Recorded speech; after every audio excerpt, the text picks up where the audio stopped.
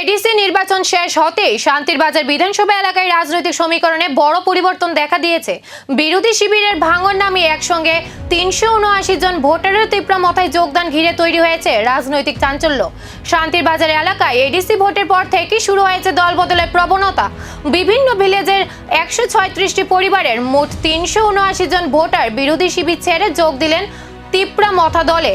হরেন্দ্র রিয়াংয়ের নেতৃত্বে দক্ষিণ তাকমাছড়া বাজারে আয়োজিত যোগদান সভায় তাদের দলীয় পতাকা দিয়ে বরণ করে নেওয়া হয়।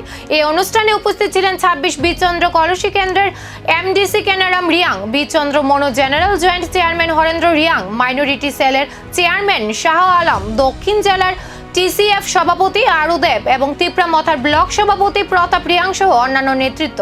সভায় বক্তারা দাবি করেন, প্রদ্যুৎ কিশোর মানিক ও দেববর্মার নেতৃত্বে উন্নয়নমূলক কর্মকাণ্ডে আস্থা রেখেই মানুষ দলে যোগ দিচ্ছেন।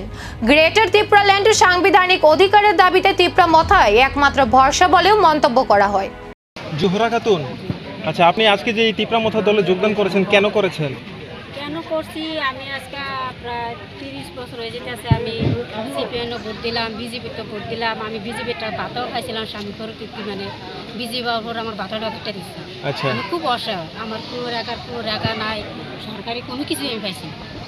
পেলে অ্যাকচুয়ালি আমি একদম কষ্টতে আছি। আমি চাইছি তার কাছে অনেক কিছু সাহায্য চাইছি, সিপিএনের কাছে চাইছি, বিজেপির কাছে চাইছি, কারোর কাছে পাইছি না। আমি দিছি বিজেপির ভোট, কিন্তু বাধ্য হয়ে আমি দেখতেছি সামনে যে চলা রাস্তা আমার অন্ধকার। সেই অতীত ভাইবে আমি আজ এই মতার মিজে জয়েন করছি। কি আশা রাখছেন এখন?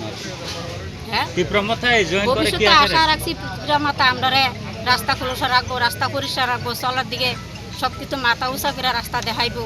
এই আশা করে আমরা তীব্রা মাতাতে জয়েন করছি। ভবিষ্যতে যাতে আমরা মাথা উঁচু করে সামনে দাঁড়াতে পারি, আপনার গ্রামের নাম? রাস্তাতে পরিষ্কার করে দাঁড়াতে পারি। আপনার গ্রামের নাম কি? হ্যাঁ, আপনার গ্রামের নাম? আমার গ্রামের নাম হচ্ছে হালমপাশা ফার্ম। এখন প্রশ্ন উঠছে, এই দল বদলের ঢল কি শান্তির বাজারের রাজনৈতিক সমীকরণ আরো বদলে দেবে? নজর এখন পরবর্তী রাজনৈতিক গতিপথের দিকে।